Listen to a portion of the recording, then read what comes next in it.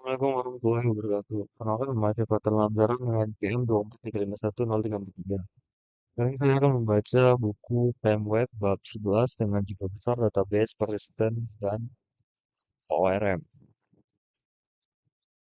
Untuk subbab satu itu ada database paradigm atau SQL versus NoSQL perang ideologi data. Selama beberapa dekade, dunia penyimpanan data dikuasai secara mutlak oleh RDBMS, Relational Database Management System, atau yang lebih dikenal sebagai SQL. Structured Query Language, pemain besar seperti MySQL, PostgreSQL, dan Oracle mendominasi pasar dengan pendekatan sangat tertutup. Mirip seperti lembar kerja Excel yang saling terhubung. Dalam penelitian ini, data disimpan dalam lembar kerja Excel saling terhubung dalam simpan dalam tabel yang terdiri dari baris row dan kolom. Sebelum kita menyimpan satu data byte pun, kamu wajib mendefinisikan skema yang kaku. Tabel ini punya kolom apa saja, datanya apa, dan aturan apa yang mengikannya. Namun, ledakan era Big Data dan media sosial melarang kebutuhan akan kecepatan dan fleksibilitas yang tidak bisa dipenuhi oleh SQL tradisional. Komik layanan NoSQL dengan MongoDB sebagai pentolannya, NoSQL membuang konsep tabel dan relasi yang kaku, menggantinya dengan konsep dokumen, biasanya dalam format JSON atau BSON, yang disimpan dalam koleksi. Pendekatan ini disebut skema-less atau skema fleksibel. Skema fleksibel. Kamu bisa menyimpan data user A dengan field nama dan hobi, lalu menyimpan user B dengan field nama alamat, dan field nama dan hobi, lalu menyimpan user B dengan nama alamat dan riwayat pendidikan di koleksi yang sama tanpa masalah. Fleksibilitas ini sangat disukai oleh startup yang bergaya cepat, di mana struktur data aplikasi berubah hampir setiap minggu mengerti fitur baru. Analogi sederhana NoSQL seperti menata buku di rak perpustakaan yang sudah dilabeli kategori, sedangkan NoSQL seperti melempar barang ke dalam keranjang belanja raksasa yang bisa memuat kesedihan. Perbedaan fundamental terletak pada strategi scaling. Database SQL umumnya dirancang untuk vertical scaling, nanti di dalam bukan kelebihan beban. Solusinya adalah membeli CPU yang lebih cepat, RAM yang lebih besar, atau hard disk SSD yang sangat lebih ngebut. Ini seperti mengganti mesin yang lebih besar dan lebih SSD yang lebih ngebut. Ini seperti mengganti mesin mobilmu dengan mesin jet. Ada batas fisik seberapa besar mesin yang bisa kamu pasang dalam satu bodi. Biaya untuk scale up cenderung eksponensial semakin tinggi spesifikasinya. Sebaliknya, MySQL dirancang awal untuk horizontal scaling. Kamu cukup membeli server murah dengan jumlah banyak dan menyambungkannya pada satu klaster raksasa. Data akan dipecah-pecah dan disebar di berbagai server. Kekuatan utama SQL yang sulit ditandingi oleh NoSQL adalah kemampuan join. Dalam SQL, membaca data ke dalam tabel terpisah user, product, order, dan menggabungkannya kembali saat query adalah operasi standar yang sangat efisien. Sebaliknya, NoSQL dirancang untuk operasi join yang kompleks. Dalam NoSQL, praktik terbaiknya seringkali adalah denormalization, modifikasi data agar cepat dibaca. Misalnya, alih-alih hanya menyimpan user ID dan kita menyimpan seluruh objek user dalam dokumen order tersebut. Ini menciptakan mimpi buruk konsistensi data. Jika user mengubah namanya, kita memberi namanya di ribuan dokumen yang berbeda tersebar. Pemilihan pemilihan antara SQL dan NoSQL bukanlah soal mana yang lebih mudah, melainkan soal karakteristik data aplikasimu. Gunakan SQL jika memiliki struktur yang jelas, relasi yang kompleks antar aktivitas, dan gunakan NoSQL jika tidak struktur seperti log aktivitas server, feed media sosial, dan data sensor IoT. Membutuhkan penulisan super cepat dalam volume masif atau skema yang masih sering berubah-ubah. Bagian tersebut dua, relational design, hanya menghubungkan titik-titik. Tulisan database tersebut bukan sekedar membuat tabel, melainkan merancang struktur informasi yang bersinergi. Fondasi dari fitur tabel adalah primary key atau PK, sebuah kolom unik yang berfungsi sebagai identitas mutlak dari setiap baris data. Seperti nomor KTP, bagi warga negara. Kita menjamin bahwa setiap ada dua orang bernama Budi Santo selain lahir di tanggal yang sama, sistem tetap membedakan mereka sebagai dua identitas yang berbeda. Praktik terbaik modern menyarankan penggunaan UUID, Universal Unique Identifier atau CUID, sebagai PIK kali atau increment integer angka urut 1, 2, 3, terutama dalam sistem distribusi. UUID mencegah tebakan data dan memungkinkan pembuatan ID di sisi aplikasi tanpa perlu bertanya ke database pusat. Untuk menghubungkan satu tabel dengan tabel lain, kita menggunakan foreign language, foreign key, FK. FP adalah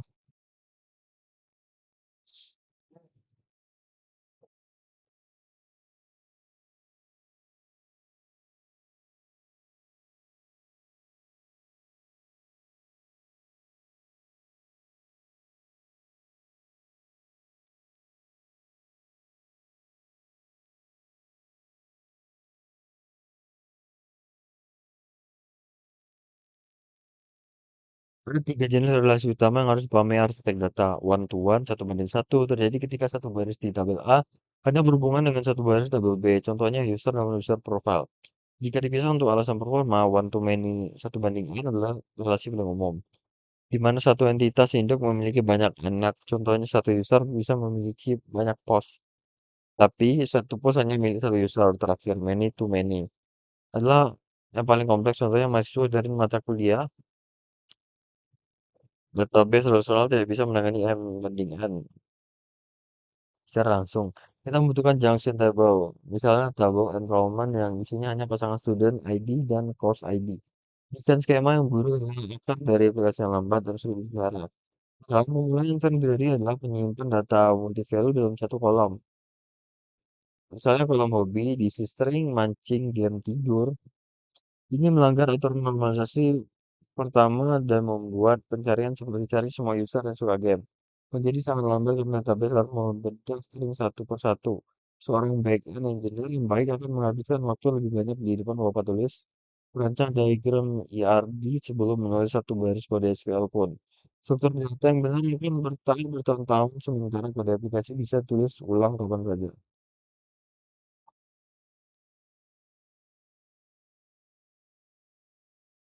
Ini sebabnya itu ada aset properti dan disrupsi transaksi. Dalam sistem database, terutama yang menangani uang atau inventaris kritis, kesalahan data sekecil apapun tidak bisa ditoleransi. Bayangkan skenario transfer bank, saldo budi berkurang 1 juta, tapi server mati mendadak sebelum saldo ani bertambah 1 juta. 1 juta itu hilang di udara. Untuk mencegah bencana semacam ini, database relasional mematuhi kesekumpulan properti tersebut. Aspek atomicity, consistency, isolation, durability. Aset adalah janji suci database untuk menjamin bahwa sekelompok operasi database hari ini berasal dengan tanggal 30 apapun beda teknis yang berada di tengah jalan. Berada di tengah jalan. Maka berdirinya untuk atomicity. Ini adalah prinsip semua atau tidak sama sekali. All or nothing. Sebuah transaksi mungkin terdiri dari 10 langkah proses yang berbeda.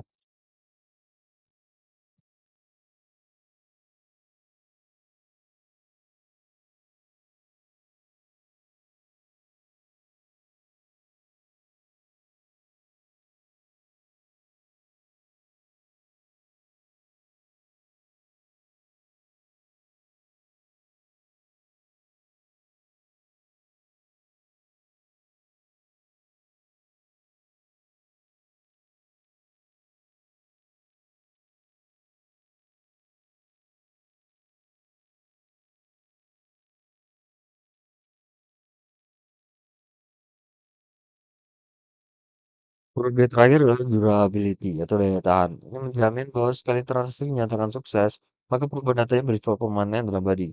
Bukan jika 1 detik kemudian gedung server kebakaran atau listrik padam total.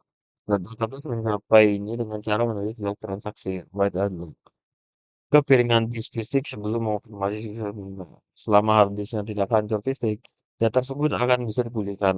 Saat database nyalakan kembali, terlintas adalah alasan utama mengapa database relasional bakal lebih berat daripada cache memori seperti Redis. Mereka memprioritaskan keamanan data jangka panjang di atas kecepatan tulis sesaat. Memahami asal membedakan programmer amatir dengan engineer profesional. Programmer amatir mungkin menulis logika transfer uang di kode aplikasi Node.js, kurangi saldo A, lalu tunggu, lalu tambah B, ini berbahaya karena Node.js. Kalau sejumlah data rusak, user profesional akan membungkus logika tersebut dalam blok transaksi database. Mereka menyerahkan tanggung jawab integritas data kepada sistem database yang memang dirancang untuk menangani kegagalan. Tanpa mencoba menciptakan ulang mekanisme asid di level aplikasi. Pemimpin pasti akan gagal menangani semua edge case-nya.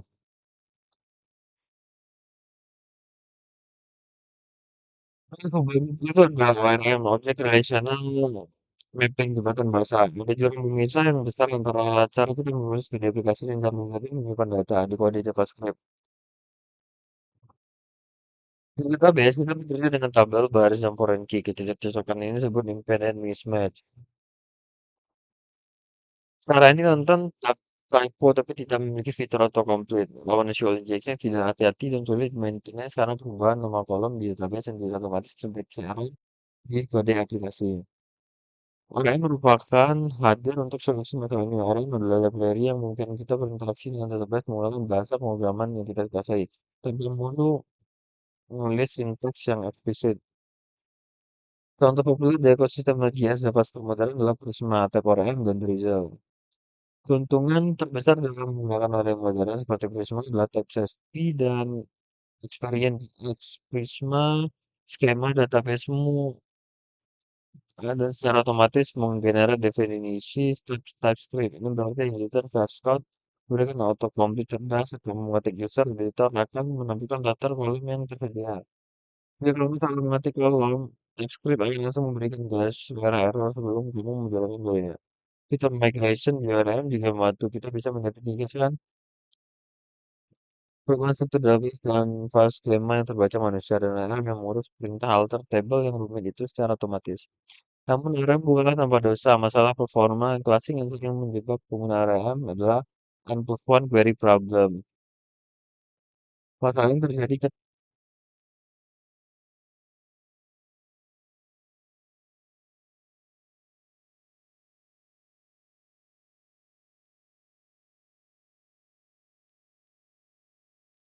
mengambil semua data terkait sekaligus di awal. Titik lain terbaru adalah leaky abstraction. RM mencoba menyembunyikan sesuatu tapi tetap untuk query yang kompleks. Abstraksi RM seringkali menjadi penghalang. Query yang dihasilkan RM mungkin tidak seefisien query tulisan tangan pakar database atau sintaks RM menjadi sangat aneh dan sulit baca. Untuk kasus-kasus ekstrem ini, OEM biasanya menyediakan metode lewat SQL untuk kembali ke menu menulis SQL manual. Ubuntu menulis yang 5% operasi kompleks demi performa maksimal. Hanya pada sub-5 itu ada indexing performance jalan tol data. Sering bertambahnya data dari ribuan menjadi jutaan baris, kamu mencari ruang aplikasi yang tadinya cepat tiba-tiba menjadi sangat lambat. Dan yang utamanya biasanya adalah cara database mencari data secara default tanpa instruksi khusus. Database melakukan full table scan, bayangkan kamu mencari kata zebra di kamus, tapi kamu tidak berabjad, kamu terus harus membaca semua halaman sampai dari awal sampai akhir untuk menemukannya. Solusi untuk masalah ini adalah indexing. Index adalah struktur data tambahan yang menyimpan nilai kolom dalam satu perpustakaan. Struktur data yang paling umum digunakan adalah battery. Battery mungkin database untuk menemukan data dengan metode pembagian binary. Nah, secara drastis mengurangi jumlah langkah pencarian, mencari data di antara 1 juta baris dengan battery. Mungkin hanya butuh sekitar 3,3 sampai 4 langkah lompatan saja. Dan performanya dari 10 detik menjadi 10 detik. Namun indeks bukanlah share gratisnya memiliki harga yang harus dibayar, yaitu write penalty dan storage cost. Setiap kali kamu menambahin secara mengubah update atau menghapusnya di tabel utama, database juga harus memperbarui fitur indeksnya agar tetap sinkron. Semakin banyak indeks yang kamu pasang serta tabel, maka semakin lambat pula prosesnya. Oleh karena itu, strategi indeksnya adalah suatu keseimbangan. Pasang indeks hanya pada kolom yang sering dipakai untuk pencarian web, pengurutan album web, atau penambungan join, dan intinya mengindeks kolom yang jarang diakses.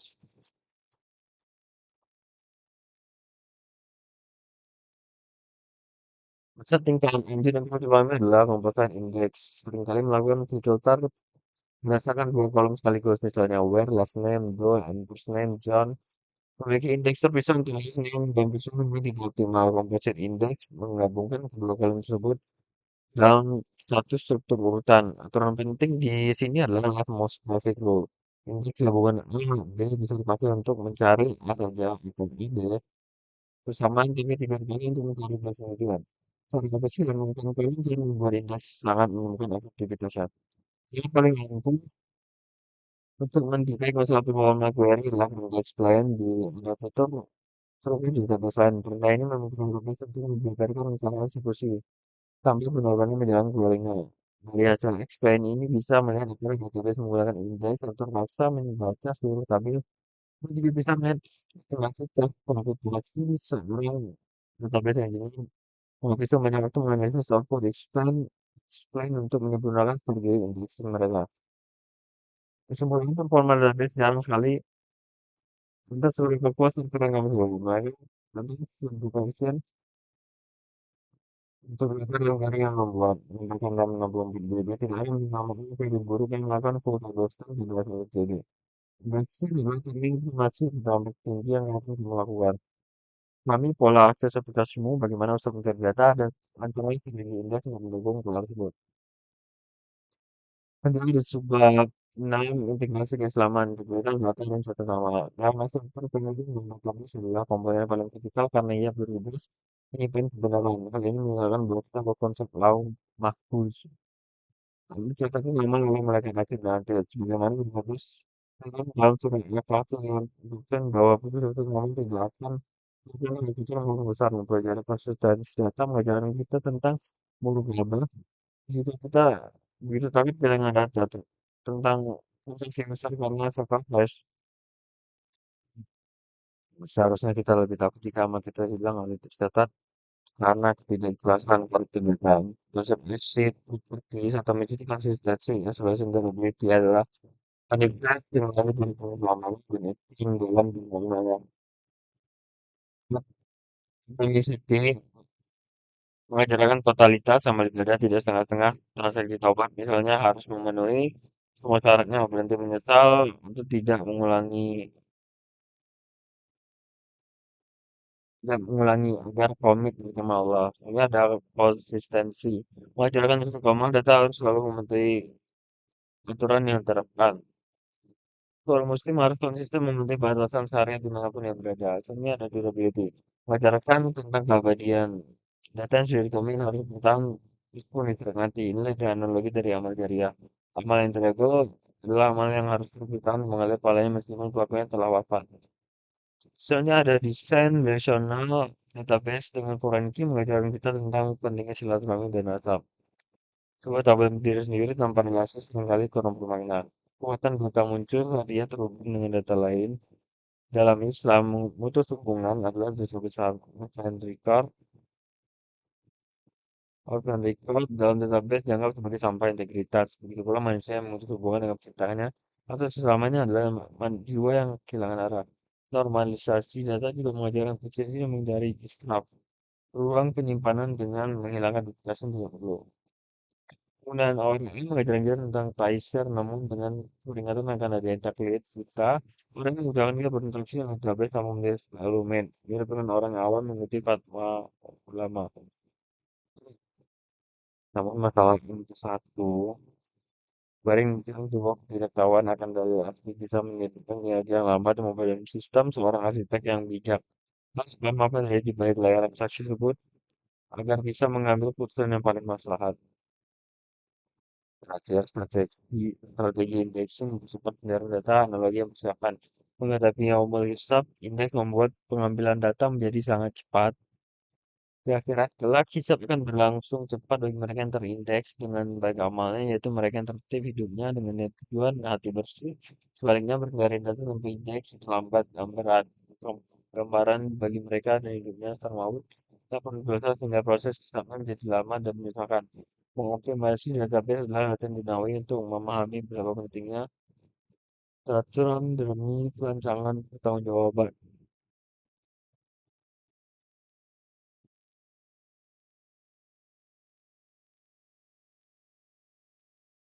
Kayaknya ada sebuah tujuh itu kesimpulan penjangkauan data.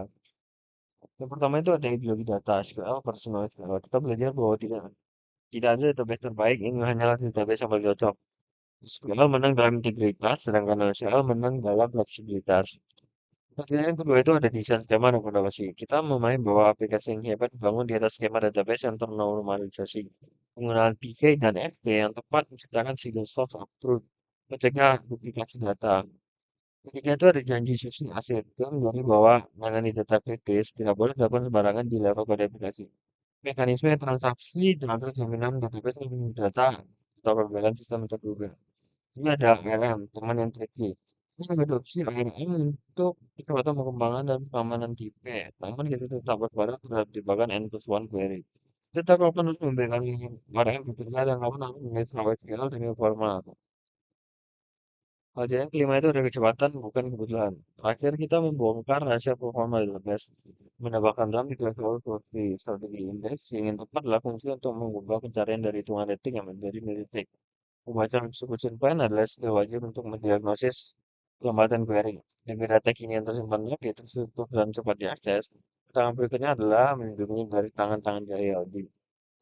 Mungkin segitu saja. Kita membaca bab 11 dengan judul besar database persistent dan ORM. Jika kurang saya mohon maaf. Assalamualaikum warahmatullahi wabarakatuh.